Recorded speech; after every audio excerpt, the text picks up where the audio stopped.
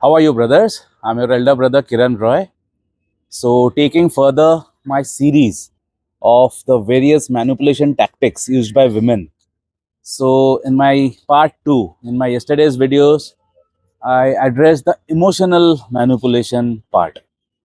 Today, I'm going to cover all the points associated with psychological manipulation. So today I'll be giving you complete details about the psychological manipulation tactics which women use on a daily basis, I would say, because the psychological manipulation is a very common trait and they will leave no stone unturned to make this happen. Because, as I said in my earlier videos as well, that women over the course of their evolution, they have ingrained these manipulation tactics as a part of their evolution.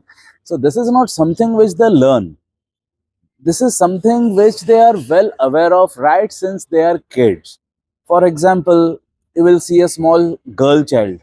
If she is caught lying or if she is caught doing something wrong, what would be her first impulse? It is to shed tears, and it's crocodile tears more often than not. Why? Reason being, she is aware that tears is the ticket to get out of trouble. She knows that the moment she starts shedding tears, she is going to attract sympathy. And the moment she gets sympathy, her punishment, if not completely eliminated, will be halved by 60 to 70%. So, just with one small act of shedding a few tears, she can get away with punishment.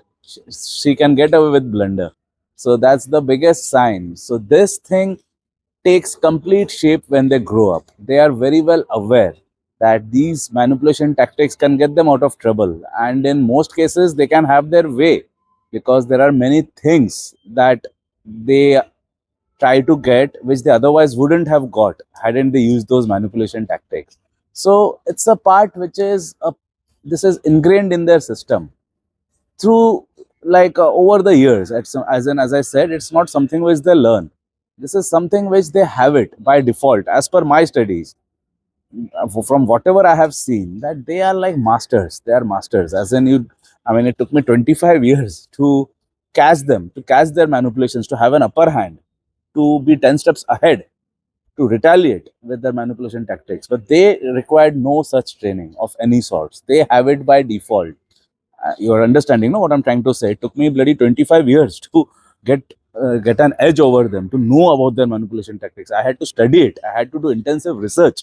I had to sharpen my swords. I had to sharpen my knives on a day by day basis to have a bit of control over them.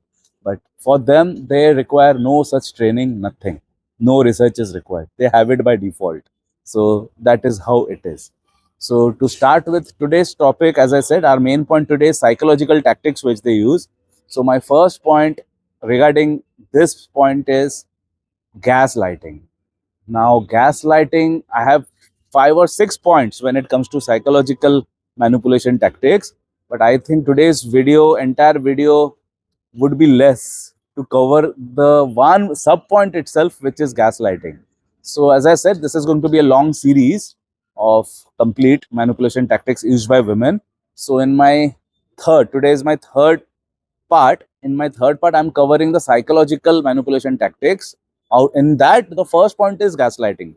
So there are total 5 or 6 sub points. So you can imagine how many points are there. So in today's video, I will try to comprehensively cover the first sub point, which is gaslighting, and I'm going to try and give you the best ever explanation possible. So what is gaslighting?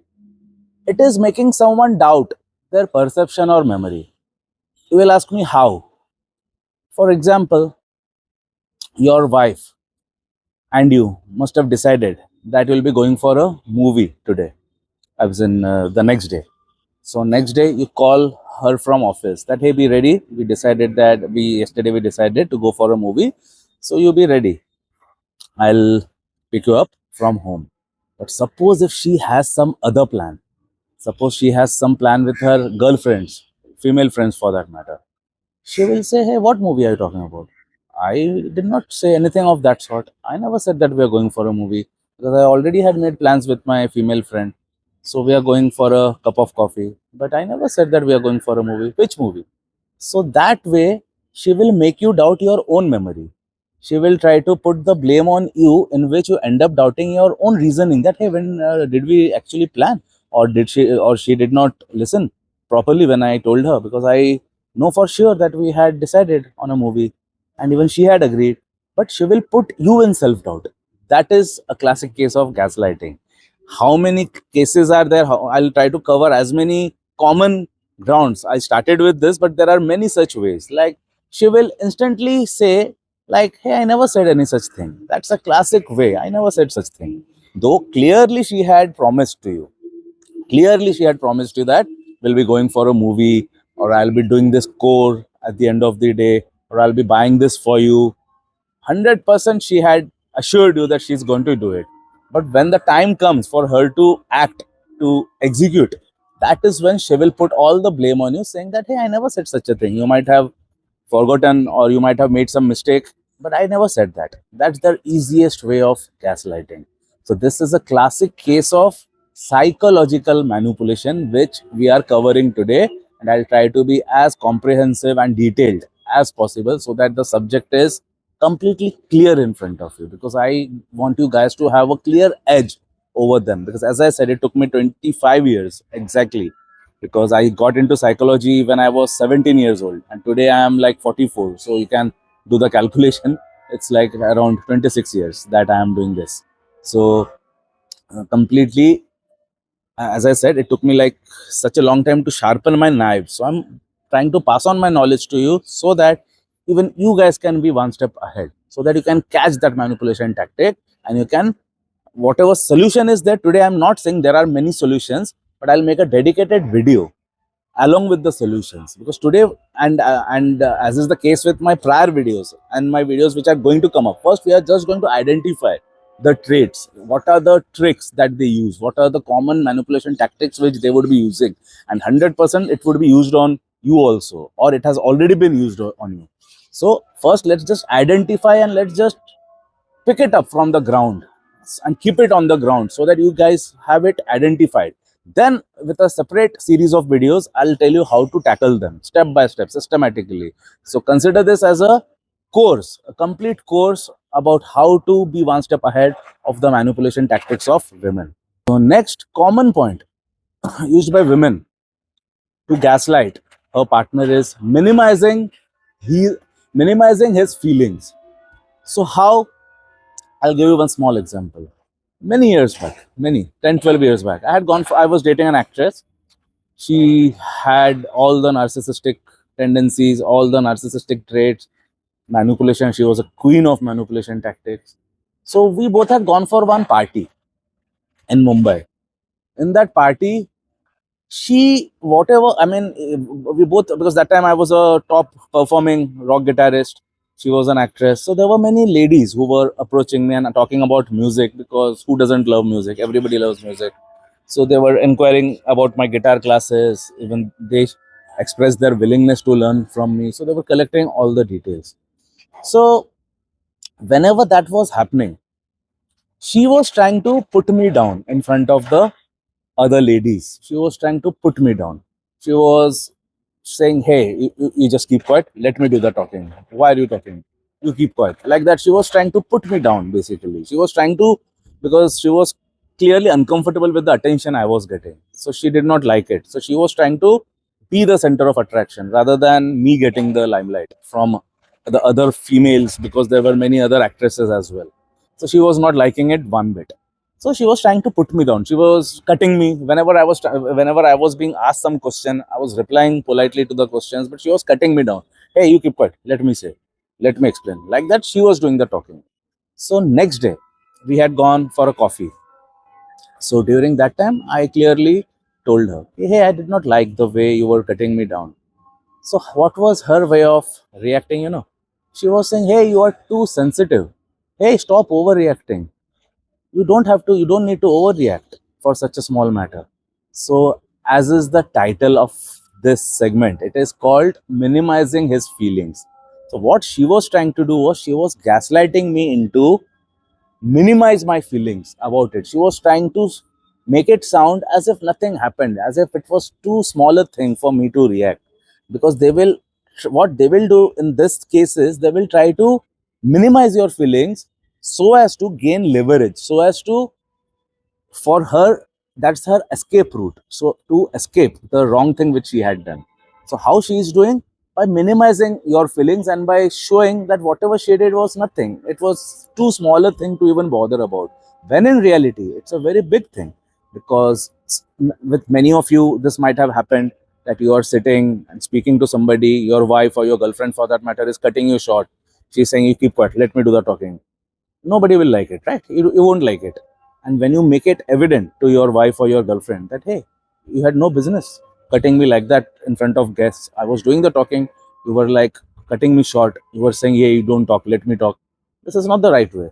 So when she says that, hey, you're too sensitive, stop overreacting over such small things, that's a clear case of gaslighting. Now you are getting that picture what I'm trying to explain you. She is trying to reduce all the blame from her to yourself. She's trying to make you feel guilty that, hey, it's you who is making a mountain out of a molehill, when in reality it was actually a mountain. Because it's not right under any circumstances that a woman, your partner for that matter, is cutting you short, is insulting you in front of others. That's not right. But she's trying to justify her actions by saying that it's you who is overreacting and it's not her at the first place who did anything wrong. So always be alert about these scenarios. So that's why I'm pointing out each and every point with examples, so that all of you get a clear understanding of whatever research I have done over the years. I'm trying to pass it on to you for the betterment of humanity, for the betterment of manhood. Time for my third point, which is very common and very nasty. Third point is blaming him for her own mistakes. So, on many occasions, you might have seen, for example, I'll give you an example. All of my videos are unscripted. So, like impromptu, I'm remembering and I'm telling you. So, do forgive me if it sounds a bit haphazard or without any structure, though I am completely well structured in my mind, though I don't believe in writing. I'm anti books, I'm anti writing. I'm a musician, I'm an impromptu, I perform impromptu in front of thousands. Till date, I have never prepared anything. I've never prepared even a set list. I go, being a psychology guy, I gauge the mood of the audience and I perform accordingly. So that is how I get into the psyche of my audience. I have trained myself to get inside the psyche of my audience and to deliver and to just rock them out. So that is how I operate even while creating content. I never prepare beforehand. So let me think. All right. I was thinking about a scenario. I got one. So it happened with one of my 1:1 clients. My client, many years before, this is a story which happened around 7 8 years before. He had met me personally in my academy. That is where I conduct my 1:1 session. That doubles up as my guitar coaching academy, my recording studio, as well as my counseling chamber. So he had personally met me and he said that he has caught his wife speaking for hours with his own best friend, childhood best friend. They happen to like know each other because he's his childhood best friend, so naturally the wife would be aware. But he caught her whenever he used to leave for office. After that, she would be on the call for hours and hours. They would talk to each other. So when my client confronted the lady, confronted his wife, that, hey, what is this, you're speaking for hours and hours when I'm not available, do you think this is right? So when she was caught, she started blaming the husband. She started telling him that, hey, hadn't you been mean to me, I wouldn't have spoken to him. That's the classic case of putting all the blame, all of her own mistakes onto the man. This is a classic case of gaslighting, classic case of psychological manipulation. She was like, hey, you did not speak to me nicely when I asked you yesterday. You just went off to sleep. Even I have feelings, even I need to talk to somebody. Since you don't have time to talk to me, I was talking to your friend. But there is nothing more than that. I'm just talking to her. I'm just sharing because I need somebody to talk to. But you are not there with me. You're not available because yesterday I wanted to talk to you, but you went to bed. You were in no mood to listen to me. So he was like, I was tired, baby. Whole day I worked 12 hours. I did a double shift. Like I worked, I slogged my ass off. I did overtime. I wasn't no energy. I had no energy whatsoever. So she was like, that's your problem. You had no time. So that's why I had to talk to somebody. I spoke to your friend. So I did nothing wrong. So that is how she she successfully executed the gaslighting tactic. And in return, it was the client of mine who felt guilty that yes, she is right. Because the one thing common with all of these manipulation ladies is that they successfully convince their partners that it was they who were at fault and not the other way around. So that is one big trait. Always remember. So always remain one step ahead. It is a classic case of gaslighting in which they put their own mistake in front of the husbands. Because in countless cases I've seen, whenever a wife is caught cheating, for that matter, their first response is crying. Of course, it's crying because that's again a manipulation tactic, which I have covered in my earlier part. It's a pure classic case of manipulation. But first step is crying. The second step is she will put all the blame on you. She will put all of her own mistakes on you. She will say that due to you, I mean, I had so much emotions, but you were not receptive to my emotions. I needed somebody to share my emotions with. So that's why I got to know this guy from Instagram and I started speaking to him. So that's a very convenient way of putting her mistakes on you. And as I said, what happens is the guy in return starts thinking that, oh my god, this was my fault. It was not at all her fault. I mean, whatever wrong she did was because of me. So what they do, they being simps, they completely forgive them and get back in their life. And again, in return, what happens? The wife thinks that this guy has no self-respect. And if I could do it once, if I could pull it off once, I can pull it off again. So they continue their cheating game. So never ever fall for this tactic. If you've caught her cheating, it is a clear case of conspiracy. It's not a mistake under any circumstances. Always remember, cheating is a choice. It is not a mistake. She made her choice by cheating behind your back. And such ladies deserves no mercy. There should be no mercy, no second chances. If you want to follow my school of thoughts, never ever forgive a cheating partner. Throw them out of your life then and there. Next point is rewriting history. You will ask, what kind of a point is that? I will explain. It will make sense to you in a minute. I had one girlfriend. She was a girlfriend. We had decided that we are going to meet on Sunday for a movie. One good movie had come. We had decided we'll go for a movie. As soon as Sunday approached, and when I asked her, hey, we are going for the movie, so what time should I pick you up? She was like, hey, you never told me that we are going for a movie. You might have decided it for sure, but with somebody else, not me.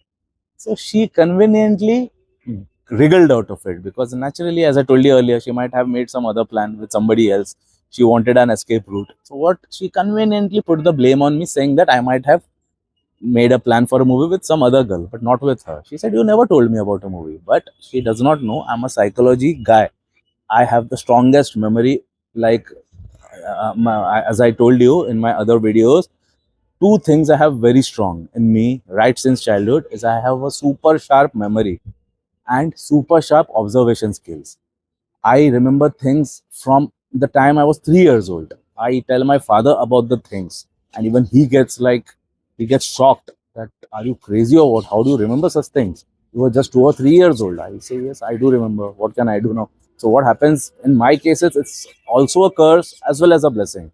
Curse because there are many things I would like to forget. There are many things I would want to let go, but I can't because I just can't forget. And due to that, I can't even forgive. So, forgetting and forgiving is not for me. Though religious texts and religious scriptures say that you must forget and forgive, but I can never do that. I can never forget and forgive my enemies as well. So, as I said, it's a blessing and a curse as well. Blessing because I never forget. I can easily guide you. I its observation skills are strong, due to which I am able to make lots of discoveries, lots of new things I am able to bring to help you people. But the curse, the flip side is I cannot let go even if I want to. Even if I want to forget certain things, to delete certain things from my mind, I can't. So there's always a flip side to it. Now is another classic way. They will always play the victim. So once I told one girlfriend of mine, hey, you're not respecting me anymore these days. You're not giving me that respect which you used to give me earlier. So she was like, oh, okay, so now I'm the bad person. So everything is my fault. Now even this is my fault that I'm not respecting you. So that way she will always put the victim card on them that no, I'm only the bad guy now. I'm only the bad person. I'm not respecting you. So this is even now, even this is my fault. So what happened once I was going in a car. I was just adjusting my t-shirt and I was like, hey, my button is not, I was wearing a shirt. My button was not, somehow it was not looking proper. So I just told her, hey, my button is not looking proper, man. And she was like, okay, so this is also my fault. I was like, what? What the hell, man? I never said it's your fault. Why should it be your fault? I was studying such cases only. So from these small things only, I came to know that these are her manipulation tactics of being the victim. Such women are the most nastiest women. For even small things, they will try to make themselves the victim. They will try to portray themselves. Okay, so now your button is not fitting, so that is also my fault. Though you wouldn't have even imagined it in your lifetime that to put a blame as small as putting a button onto her. But she will purposely put that blame on her, making her the victim. Your button is not fitting you, so that is also my fault. Very bad. Such people are like, what do I say? Like, may God help you from such people. They will drive you mad. Now the next case is making him doubt his sanity. So what happened was, again, because whatever examples I'm giving you, I'm giving it from my own personal examples, from my own experiences. So once I had gone on a vacation with a girl in my car on a road trip. I had forgotten my keys in one dhaba where we had stopped. Dhaba is an Indian roadside eatery where you can get down and eat local food. So there I had forgotten my keys. So once when I entered the car, I was like, hey, I think I've forgotten my keys. She was like, hey, you always forget your keys. You don't know where you have put. You always have this, I mean, you can never remember anything. You always do this. You always forget your wallet. You always forget your keys somewhere. So she will put all the blame on you. She will make you doubt your own sanity. She will make you feel as if it's you who is at fault for always forgetting. Just once I had forgotten, a point to be noted. As I said, I have very strong memory and I don't forget anything. But still, she decided to portray me as if I'm losing my sanity, as in I'm not sane enough, as if I'm always forgetting things. Out of so many instances, it was the first time I had forgotten. But still, she decided to say that you always do that. You always forget things. So what she's doing, it's a very subtle way of manipulating. She's trying to put self doubt in you. She's trying to doubt your own sanity. You will think that, oh man, I'm always forgetting things. So that puts them on a upper pedestal. That makes them be the controller. So with that, they can always control a person who is actually doubting his own sanity. So remember my point and try to understand what I'm trying to say. Why they are doing this? Once you start doubting your own sanity, she will automatically have an upper edge. She will be having the remote control. All the controls will be in her hand, with which she can completely manipulate your life and the relationship as well. So that's a very finer nuance which they incorporate. And I'm trying to make you one step ahead by putting out and keeping it in front of you. My next point is shifting the focus in arguments. Suppose if you're having a fight with your wife and you tell her, you shouldn't have put me down in front of our friends while we were partying yesterday. She will say, you shouldn't have said bad to me 2 days before while we were having dinner. So instead of accepting her fault, she will put the blame again on you that you shouldn't have done that. So that is one clear case they always will try to apply on you. They will not learn from what mistake they had done. They will never accept. In return, they will say, you had done like that to me. That's why I did that with your friends. Or I wouldn't have done that. Because yesterday I was bad with you, but that was because you did bad to me. Like that. They will again put the blame on you only. They are all manipulators. They are like expert manipulators. Then comes using guilt to manipulate. For example, if you say, hey, I need one day off. I need to go in the hills to clear my head. I want to be alone for one day so that I can de stress myself and stay away from everybody. So she will say, had you loved me, you wouldn't have said that. She will try to make you guilty. She will say, if you really loved me, you would have taken me along with you, but you wouldn't have said that I want time alone. So, in return, you're the guilty person. You will feel bad that, hey, why did I say that? So, they are experts in that. My final point for today is sabotaging his confidence. For example, if you say, in fact, I'll give you an example only, live example. When I was age 26, because I started Guitar Hall Academy when I was 17 years old. My academy was doing very well, and by the time I was 21, it became very big. I was selling guitars, I was teaching guitars. So I used to procure the guitars from another wholesaler, local wholesaler. So my profit margin was less. So to expand my profits, I decided to start my own factory. So that time I was dating a chick. I was dating one girl, one such girl, I would say. So I told her that one day we had gone out for drinks. I told her, "Hey, I'm working towards building a factory. I want to build that guitar factory. That's my dream, because once I start that guitar factory, I won't have to depend on anybody else. I can easily procure my guitars from my own factory. There would be no waiting time. I won't have to depend on their mercy that whenever they send, that time I can sell my guitars. I will be completely self-sufficient." She was like, hey, you won't be able to handle a factory. You're not that responsible. Factory is like very big responsibility. I don't think you'll be able to handle such a big responsibility. So such people will try to break your confidence. Wherein ideally a person should have said, hey, that's awesome news, dude. You have to go and start that factory. Because with this factory, you can solve most of your problems. You won't have to depend on anybody else. In fact, they will tell you that I'm proud of you. Please go ahead. That's what an ideally a high value woman would have told you. But this girl was trying to put me down. She was saying, you're not built. You're a very good artist, but you're not a good businessman. You're a very good guitar player. But this is business, and that you're not a good businessman. So, like that, she was trying to put me down. And ultimately, I threw her out of my life. I built my factory, and rest everything is history. I am a successful factory owner as well. I'm a successful business as well. So had I heeded her words, had I listened to her words, I wouldn't have been here today.